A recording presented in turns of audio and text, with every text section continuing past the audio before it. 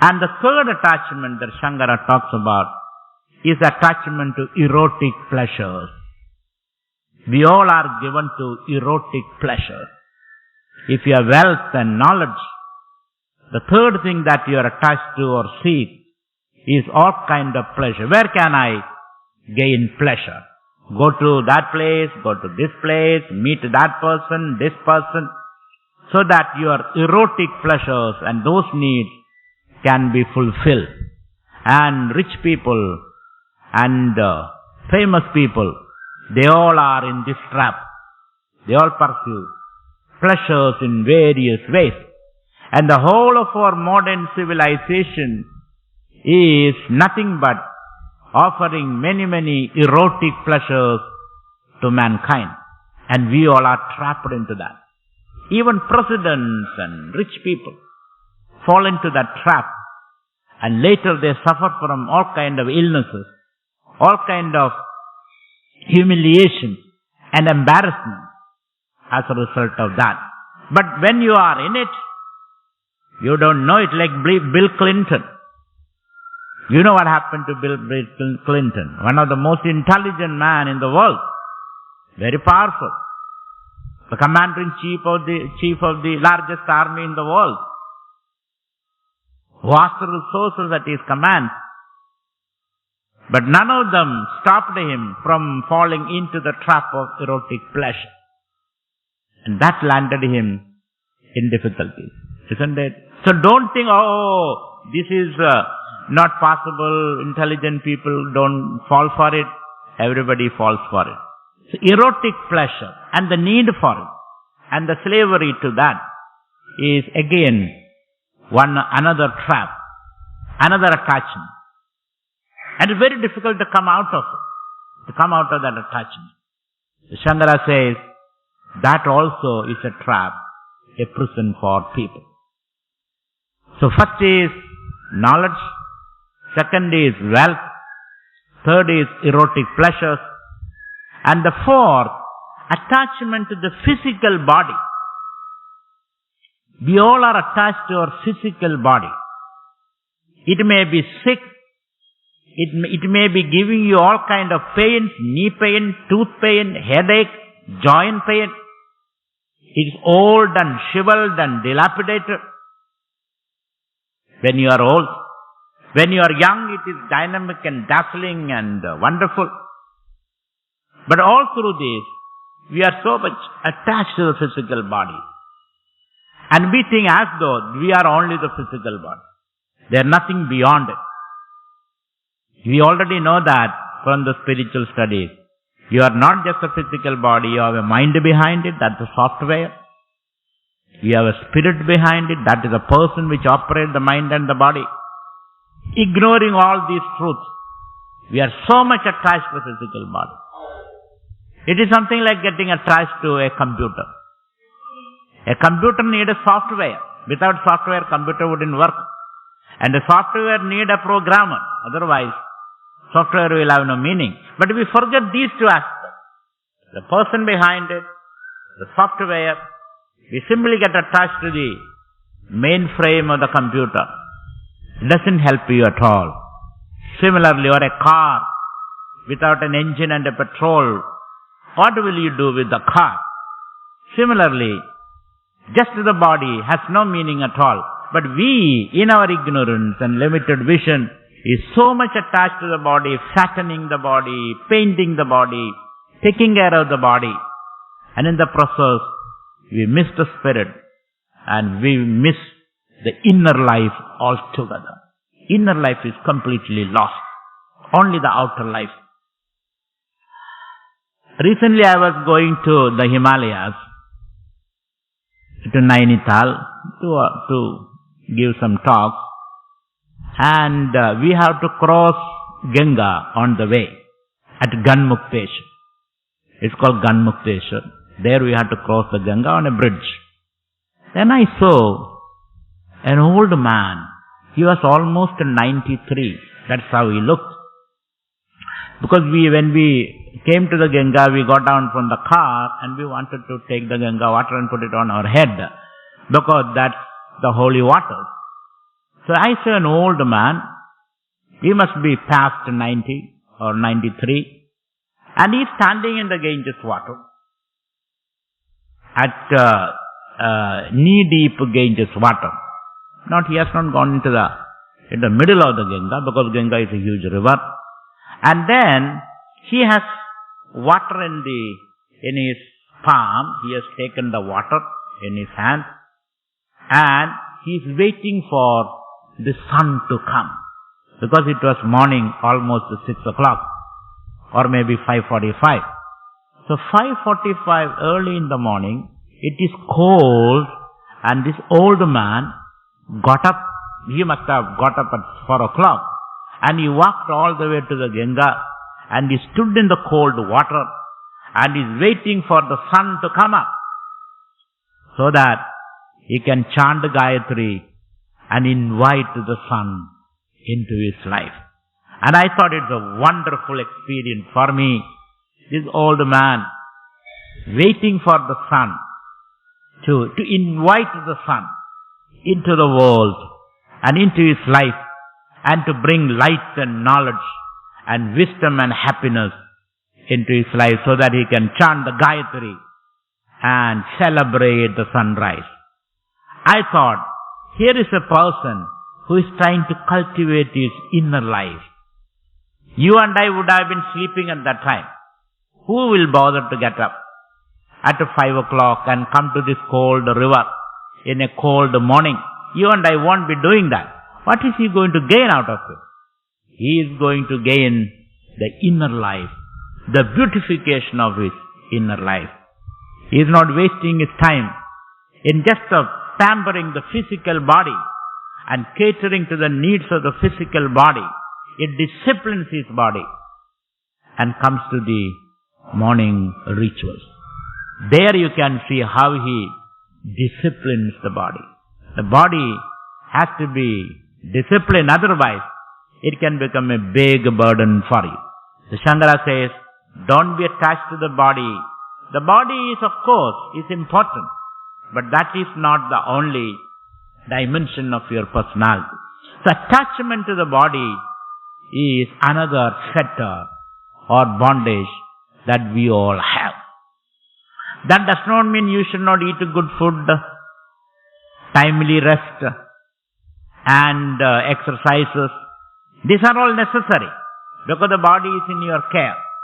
Just as you take care of a cow or an elephant or a donkey which you own, or a car which you have, similarly you must take care of the body, but nothing more than that.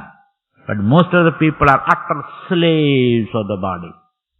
They live their whole life catering to the body. And they forget the mind and the spiritual life altogether. So Shankara says, our attachment to the body is another fetter, another hurdle, another bond. Attachment. Not having the body is not the problem. But getting attached to the body is the problem. Having a car is not the problem, but getting attached to the car is the problem. Therefore, even if there is a small scratch on the car, you lose your sleep. A child went past by the car and he saw this glistening car. So he, in his mischievous mood, made a scratch on the car, and thereafter you felt the scratch is made in your heart. Isn't it? You may think, he can scratch me, but let him not scratch my car. So your car is more important than anything else. Similarly here, the body is only an external vehicle. Forgetting that, we get so much attached. So Shankara says, that is the fourth attachment. So what is the first attachment? To knowledge. Second, to wealth. Third, to erotic pleasures. And fourth, the body and the body's needs. Extraordinary needs. Exorbitant needs. Irrational needs of the body. That's why when you eat, you keep on eating. Your stomach is full, the food is touching the tonsils. Still you have not stopped. And people are told you are suffering from diabetic, you are suffering from this, you are suffering from that. And still, you keep on eating. Ice creams after ice cream. And you go on attacking because it's all free. So you take your body, it's freely available, so let me gorge upon all these. That's the kind of attitude. We have reduced our body into a dustbin. You keep on stuffing it. And a time will come, the body will protest, resist, and then collapse. So Shankara says, take care of the body, but don't get attached to the body. Body is only an instrument. And the fifth attachment is to our children, wife, family, and friends, and our entourage. People are around us, and basically wife, children, other family people. We are so attached to them, so that we lose sight of dharma most of the time. Oh, after all, my child, I must do something for him, like the Duryodhanas and the Dhritarashtra. Dhritarashtra's attachment to Duryodhana. It diminished Dhritarashtra's value. And he was ready to do anything because of his weakness for his son. Indira Gandhi's weakness for Sanjay Gandhi. Sanjay Gandhi was a great man, I have no doubt. He did a lot of good things for this country. But his high-handedness and Indira Gandhi's attachment to his son. So therefore, attachment to son, to wife, to the family, and all kind of corruption that you indulge in as a result of that, and all kind of compromises you make. You see, somebody was telling me in ancient days, there was a milk seller. He is a vendor of milk. So he used to take milk around and supply. But he was very particular. He won't mix water in the milk. He sell only pure milk. And somebody asked you, why do you do that? Everybody is doing mixing water, so you can make a little more money. He says, Saab, I cannot do that because I have got a family, my wife and children. If I do these kind of malpractices, the sin will go and affect them. So therefore, I don't want to do that. If I had no family and children, I would have done that. Now I cannot do that because I have to care for my family. I cannot do such sins. I cannot do that. Nowadays, the same person is adding more and more water into the milk. And somebody asks, why are you doing this? Sir, I have a family and children. I have to take care of them. My child goes to the private school and a heavy fees. My son goes to the college, the private college, heavy fee. And I also have some capitation fees. Therefore, I cannot but to do that. See, the value system changes. In olden days, the value system was perfect. Now, the system changed. The same reason is given to do different things. So corruption comes because of your attachment to your children. So Shankara says, this attachment should not be there. Sardar Patel, when he was a home minister, his son used the position of his father to extract some government deal. Sardar Patel came to know about it. Then my son is using my name to get a deal. He immediately called that officer. Don't give him that deal because he is my son. If he deserves it, give it.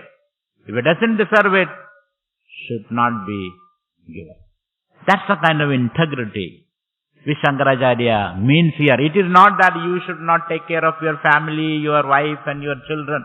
Because Shankara says, don't be attached, therefore, let me leave them. That you should have thought before marriage, sir.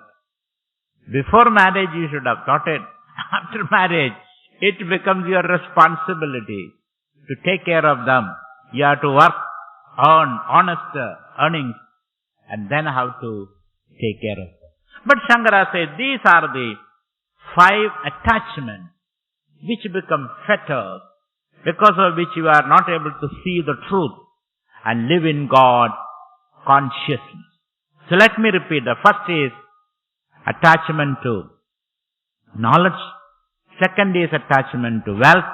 Third is attachment to erotic pleasures.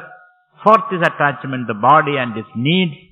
And the fifth is attachment to children, wife and family, because of which we compromise, we lose our spiritual vision and the quality of our life.